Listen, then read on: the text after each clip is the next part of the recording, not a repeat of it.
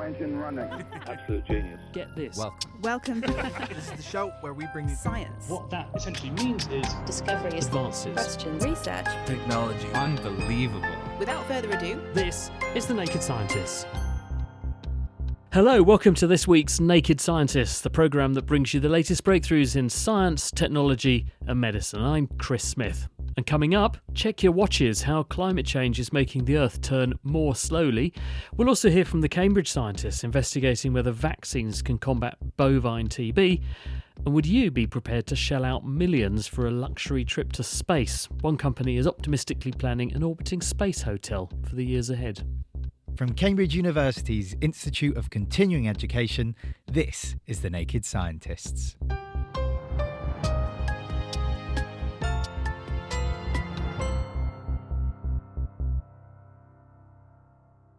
First this week, the news is awash with the worsening effects of global climate change. But the stories reported are usually centred around the human and the ecological side of the ongoing crisis. Now, however, a new study published in the journal Nature has suggested that the melting poles might cause a shift in our timekeeping too, by making the Earth fatter around the middle. I've been speaking to Duncan Agnew from the University of California, San Diego. The leap second seems very peculiar. The problem is that the time scale that we all use is doing two things. It is matching atomic clocks, which tell very accurate time, and it is also trying to match the rotation of the Earth. And those don't give you exactly the same thing. A day on rotation of the Earth is not the same as a day from atomic clocks. And so just as if one clock runs slower than another, the difference adds up. The difference between these two measures of time adds up, and every so often it gets to be as much as a second, which is a lot for some people, and then an additional second is added to a minute in order to bring the two times back into agreement. Why does the world worry about such a tiny amount of time as a second every so often? Why does it matter? The difficulty with leap seconds is that all the computers in the world need to know about them or they're not synchronized. It's exactly the problem you have when you go to summertime and you've forgotten that everybody's gone to summertime, and then you discover you're late to everything. Now, a second doesn't sound like much, but for example, the standard for giving times of stock trades is a millisecond, a thousandth of a second. So that kind of very precise timing is actually very common. We just don't notice it. And so if it goes off whack, we could end up with fraudulent transactions, errors in our transactions, people taking out money from ATMs when they didn't, and so on. So it would amount to a financial disaster and all kinds of problems. Right. And the financial system, I think, knows about this and deals with it well, but you never know what could go wrong somewhere else if somebody hasn't synchronized their computer. And every time there's a leap second, some people don't do it when they should. Some people actually put a second in the wrong direction. There's plenty of scope for human error. So your project started as a consideration of time and this concept of a leap second, but where did you take it next? Where was your thinking going? The reason for leap seconds, as I said, is the difference between atomic clocks and the time as viewed as the rotation of the Earth goes around once a day. And so I came at this as a geophysicist who studies how the rate of Earth rotation varies. It does not change very much, but over time it changes a lot. In geologic time, hundreds of millions of years ago, the day was much shorter. There were 400 days in a year. Currently, there are changes. They are small, but they are the thing that give you leap seconds. So I looked at causes of changes in Earth rotation. And way back in history then, why was the Earth spinning faster? Where has the energy gone? Basically, this is because of the tides. So the moon and the sun, gravitational attraction causes tides in the ocean. The simplest way to put it is that the motion of the water has some friction in it and exerts a frictional force on the solid Earth. And so it's like putting a brake on something. And so it's called tidal friction, and it slows the Earth down. It's been slowing the Earth down since the Earth had oceans. And over the long run, that's the biggest change in rotation. But as anyone who's ever ridden a fairground ride knows, that also the rate at which something rotates is down to where you put the mass, the weights on it. So will the redistribution of things like water around the Earth also have an impact? Because, of course, that has changed over the time that the Earth's been around. Yes, that's exactly right. If you have something spinning and it changes shape, then it will spin faster or slower. The usual example, and there are plenty of YouTube videos of this, is ice skaters who start to spin, pull their legs and arms in, and start spinning faster. In the case of the Earth, what's been going on particularly recently is a lot of melting of ice in Greenland and Alaska. That ice flows into the ocean, is spread out over the entire Earth. And so effectively, that's the opposite thing where the skater moves her arms out. The water has moved from near the pole to far away from the pole, and that's slowing the Earth down. So it's acting in the same direction as tidal friction. How did you actually do this to be able to say to me what you just said?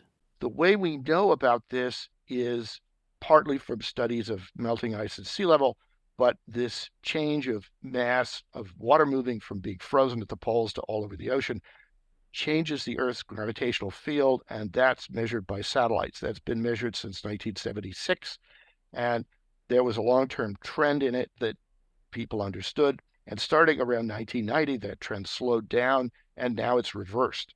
So I used the gravitational field measurements from satellites as a way to get at what water distribution had occurred and how that would change rotation.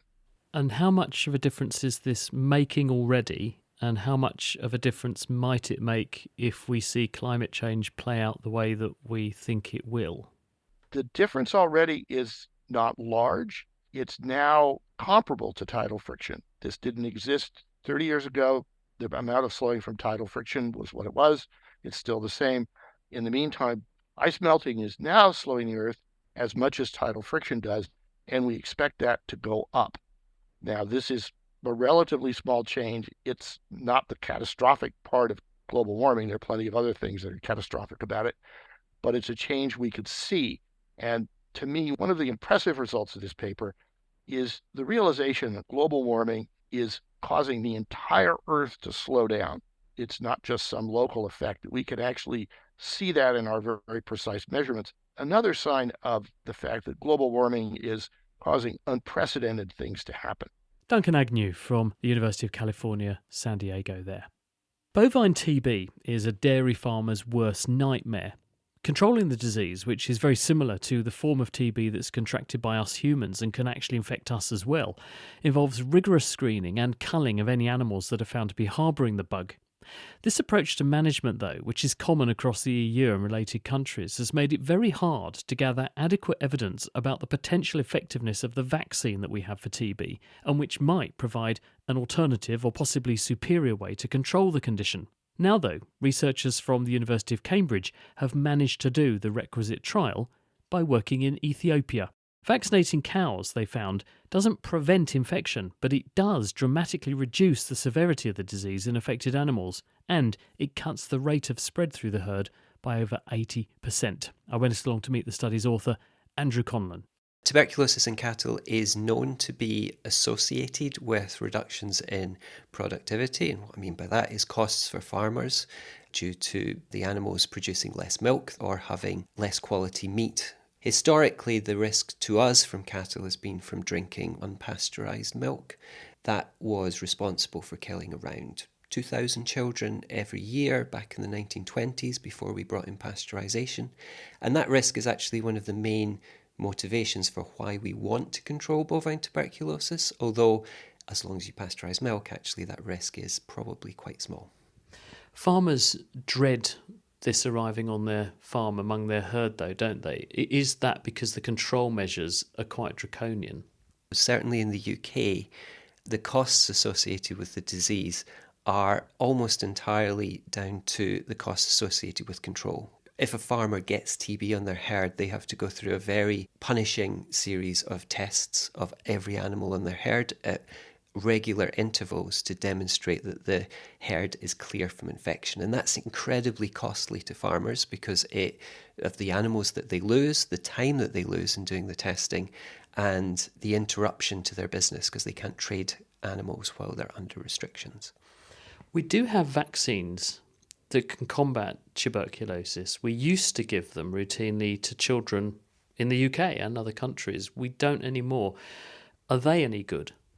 So the vaccine that we have for tuberculosis is the same vaccine that we've had for over 100 years. But when it has been tried in the past using experimental challenges, so where we actually artificially infect animals with tuberculosis, it has a very low protection. But the vaccine has been known for a long time to reduce the amount of disease in animals and the rate at which they become sick. And is that what you set out to test here then, to try and get some physical numbers around this? The argument for using this vaccine was always that by reducing the rate of progression of the disease, it could also reduce the rate of transmission within herds. But that hadn't actually ever been measured before. And it was only by using a very clever natural transmission design where we compared the rate of transmission, actually measured it directly for animals that had been vaccinated and then infected and animals that had been not vaccinated and infected, that we could actually measure directly what this effect on transmission had. And what we found was that in terms of the rate of transmission or the protective effect on transmission, BCG is very good. It has a up to 80% reduction in transmission compared to about a 20% reduction in terms of having lesions. Now, it's important to remember those animals still have evidence of infection, but is much less extensive, much less progressed than animals that weren't vaccinated. Where did you do this and how? So these studies were done by our colleagues at the Animal Health Institute in Ethiopia. There's a good reason for doing these studies in Ethiopia. So when colleagues have tried to do natural transmission studies in the UK, they were basically a failure because we didn't see enough transmission. And that's because in the UK, as soon as we find an animal that tests positive to TB, we kill it. In Ethiopia, which has endemically infected herds, there's a ready supply of these animals.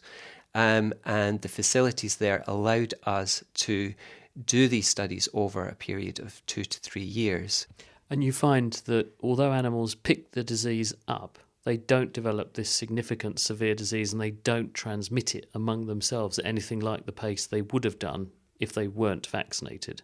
That's right. The fundamental readout of the experiment was we compared animals that had been vaccinated and infected and those that had not been vaccinated, put them in contact with fresh animals, and we saw that the animals that hadn't been vaccinated had pretty much the same rate of transmission as the animals that we recruited from the field. Those that had been vaccinated had a dramatically lower rate of transmission. Is the argument then that it's a good idea to vaccinate your cattle, but you accept that we will see infection, but we won't see anything like the rate of disease transmission through a herd? So bovine tuberculosis control is what we call a wicked problem. The biggest barrier to the use of vaccination has been that we know that it interferes with the current test that we use to detect infection. So in countries like the UK, where we actually have quite extensive control measures, vaccination could actually cause more problems if it undermines the action of the controls that we have. Because of this context, vaccination isn't currently recommended by international bodies like WOA, and that's a shame because actually in countries that don't have control measures at all at the moment, like Ethiopia, with emerging dairy markets and increasing risk of transmission of bovine TB, vaccinations could actually be a very cost-effective way to reduce the risks and potentially increase the health of animals in those farms. Andrew Conlon from the University of Cambridge there, and that paper just came out in the journal Nature.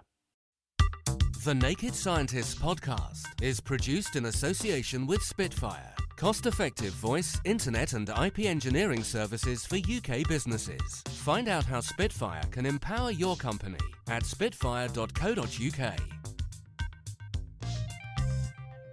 Music in the programme is sponsored by Epidemic Sound. Perfect music for audio and video productions. You're listening to The Naked Scientists with me, Chris Smith. Still to come, how much would you be prepared to cough up for an all-inclusive trip into space?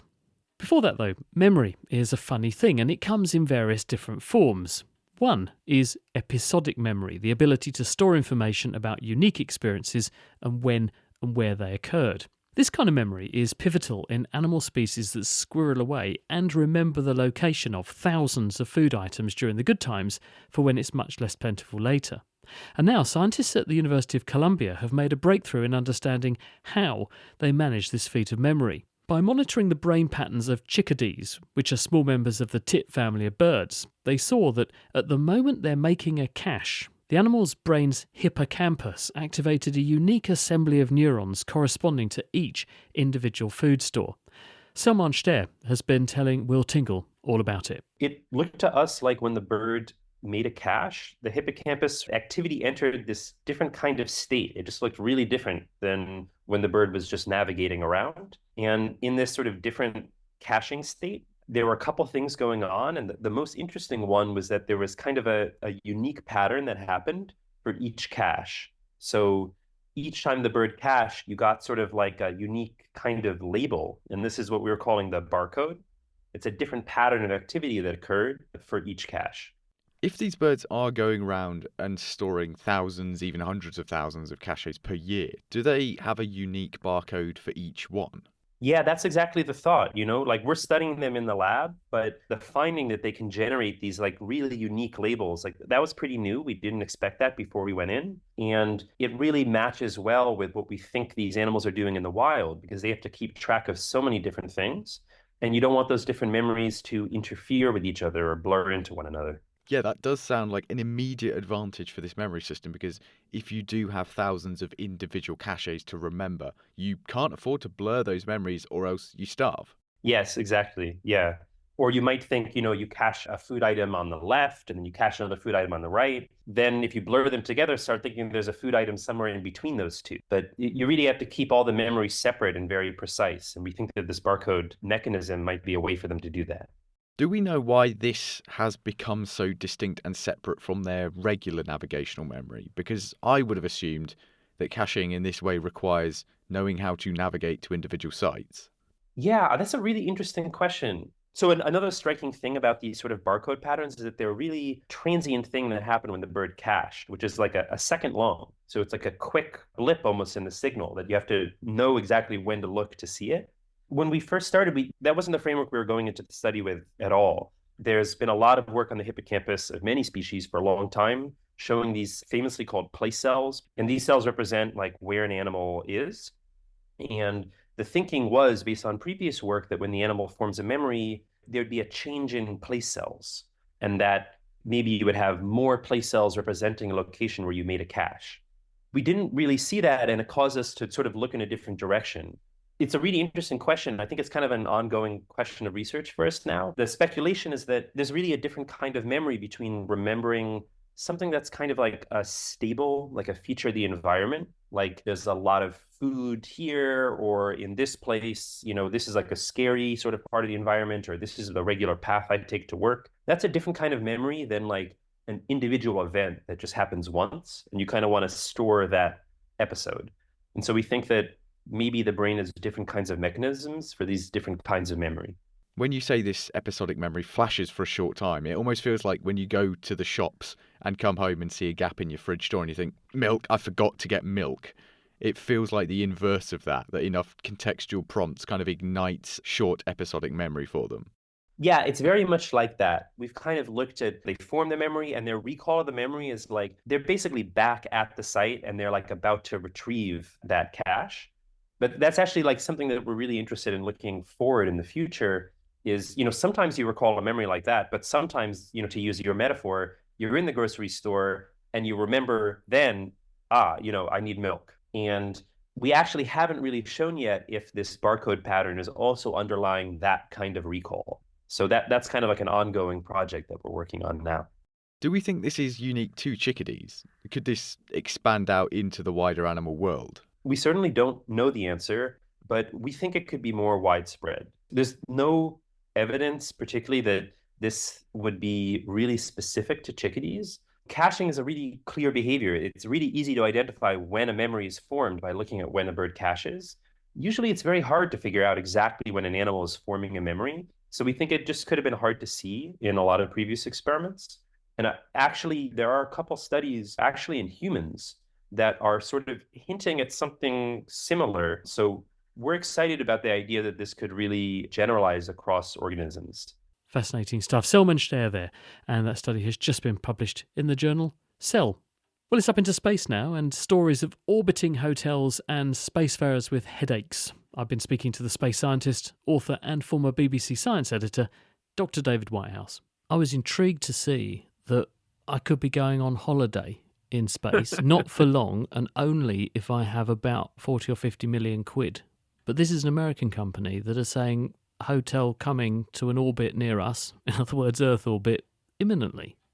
Yes and no. It's true the International Space Station is coming to the end of its life, and it will be replaced by a lot of smaller space stations built by smaller companies. But big companies like Boeing and Lockheed Martin will build these stations. And on the side of that, there are lots and lots of smaller companies who want to get in on the act. And this company is one of them. And what they're hoping to do is dazzle you with the dream of a hotel in space and a vacation in space that is more science fiction than reality, in the hope of attracting investors so they can get the thing started.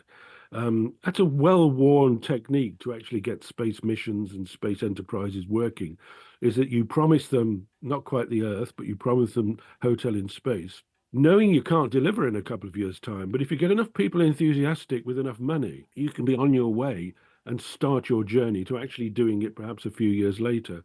So hotels in space, yes, 10 years away perhaps. But if somebody tries to sell you a room in a hotel in the next couple of years, then look at the small print. We will eventually be able to buy hotels in space for the very rich. And there are a lot of very rich people who could sustain a market for this. But not yet. Not for you and me. Reading the report of what Above Space have in mind suggests just getting there is about £40 million. Your 4 to 18 hour stay on their proposed station, they've got two in mind, Voyager and Pioneer. One of them actually 400 rooms they say they're going to have in space, which effectively creates, in inverted commas, gravity by spinning. I'm not sure what the experience will be like, but it certainly sounds like something not for the faint-hearted at this stage. And also, the bank balance of Above Space is not exactly healthy, so you might want to think twice before you invest. You might get marooned up there. The other thing that came out, there's a paper on astronauts and headaches. So let's hope that when you've spent your 40 million quid, you either take the paracetamol along or they've got some for you to take. What's this all about, this point about people who are spacefarers suffering headaches? Well, you know, when you go into space, there are all sorts of problems associated with zero gravity, because zero gravity is not natural. We have not evolved in zero gravity, and we can't live in there in zero gravity indefinitely. There are adaptation and serious problems in living in zero gravity, of which headaches was the particular subject of this study. And they found that, you know, when you go into space and you chose an astronaut, you are a fit person, the type of fitness that actually most people could achieve. But few do. And they, quite naturally, don't suffer from headaches down here on the ground during training, but they do in space. I mean, only about 40% of them said in a survey over 10 years of going into space with the various astronauts that they had headaches from time to time. But most of them, 9 out of 10, said when they went into space, they had headaches. And that's an interesting reason for that. They think it might be due to pressure in the brain, which is serious and needs studying. We still have such a long way to go to understand how humans adapt to go into space. There's a funny story. The Americans used to say that the thing they used to get was sore hands. And we said, why did you get sore hands? He said, because every time we went to touch anything, a Russian cosmonaut would slap us on the hand and say, don't touch. And, you know, go and mop up the condensation.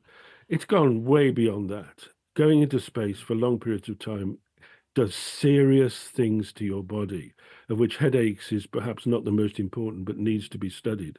And certainly, say, Scott Kelly, who was in space for well over a year, it's likely he's not back to normal now because he was in a terrible state when he came back. And there's a space astronaut on the space station now called Gennady, who, when he comes back later this year, will have spent over 1,100 days in space on his various missions.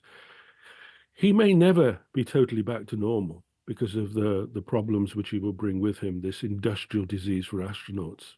If we want to go to Mars in the future, we need experiments and studies like this, and we need to know a lot more about how people react to being in space. Thanks very much to David Whitehouse. Well, now it's time for our question of the week, which is sponsored by Clam XAV, the anti-malware software that will protect your Mac but without compromising its performance. Tried and tested by us, Clam XAV provides top quality malware and virus protection for your Mac that won't slow your computer down. And even better, listeners to The Naked Scientist can get 20% off their first year if you use the code NAKED20. Just go to clamxav.com/naked and enter that discount code NAKED20 and you can protect your Mac today. Meanwhile, Will Tingle has been getting to grips with this question sent in by our listener, Paris. Why are babies so strong? Seriously, their grip is ridiculous. Good question, Paris. What is the science behind a newborn baby's vice-like grip? Well, traditionally, the most common prevailing theory was that of the palmar reflex, the involuntary spinal reflex that causes newborn humans, and some primates, to grasp something that is put on their palm. But what makes it so strong? Here to help us out is the University of Birmingham's Andrew Bremner. Infants are born with a really wide range of different reflexes, including the stepping reflex, the Moro reflex, the suck reflex, and the rooting reflex alongside the palmar and plantar grasps. And traditionally, people have argued that reflexes at birth are automatic and governed entirely by the spinal cord, with no involvement at all from the cerebral cortex in the brain. And if the grip is a reflex instead of a conscious choice, it makes sense, then, for there to be less quality control involved. Anyone that's had their knee hit in that one place that makes you kick isn't really in control of how hard the kick is. And if the grip is a reflex, it makes sense for it to wane as the baby becomes a bit more cogent and aware of how the world works. As the cerebral cortex matures and starts to exert more of a controlling role on action via the spinal cord, it starts inhibiting the strong spinal reflexes observed at birth. Eventually, neonatal reflexes are largely overlain with or replaced by intentional and controlled actions. So rather than demonstrating a stepping reflex, then that gradually wanes and then is replaced, of course, by locomotion, so crawling and eventually walking in young children. But what do more recent studies say about this theory? The traditional explanation of this early strength of newborn reflexes has received a bit of critique more recently. So researchers have noticed that newborn babies can behave in what looks like a controlled rather than automatic reflexive way. Newborns can actually move their hand to intercept a moving object, which they've seen with their eyes. And some reflexes, far from being automatic, are actually strongly affected by the infant's current state. For instance, the rooting reflex, which is involved in feeding, occurs much more when newborn babies are hungry. I think there's probably a bit of truth in both of these perspectives, the more recent one and the traditional one. So newborn reflexes are likely not entirely automatic. So we know from neuroscience research that the cerebral cortex is functioning and plays a role in movement early in development. But perhaps this is a matter of degree, and probably the inhibiting role of the brain in moderating strong and more automatic spinal reflexes is not fully developed yet at birth. So we don't have a cut and dried answer to the question of why newborn reflexes like the palmar grasp are so strong,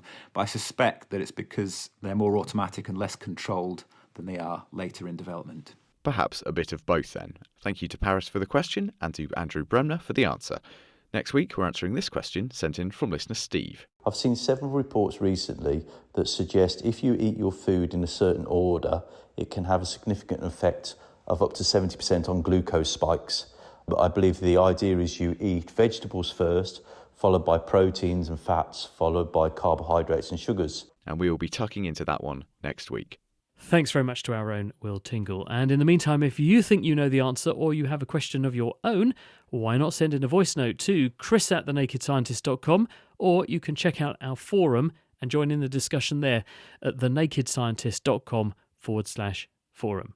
Well, that's it for this time, but do join us on Tuesday when we're going to be looking into the rising death toll that's being wrought by the powerful new synthetic opioids that are making their way into the marketplace. I'm emphasising new because they're new kids on the biological block, but they were actually invented decades ago.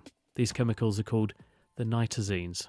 The Naked Scientist comes to you from the University of Cambridge's Institute of Continuing Education. It is supported by Rolls-Royce. I'm Chris Smith. Thank you for listening, and until next time, goodbye.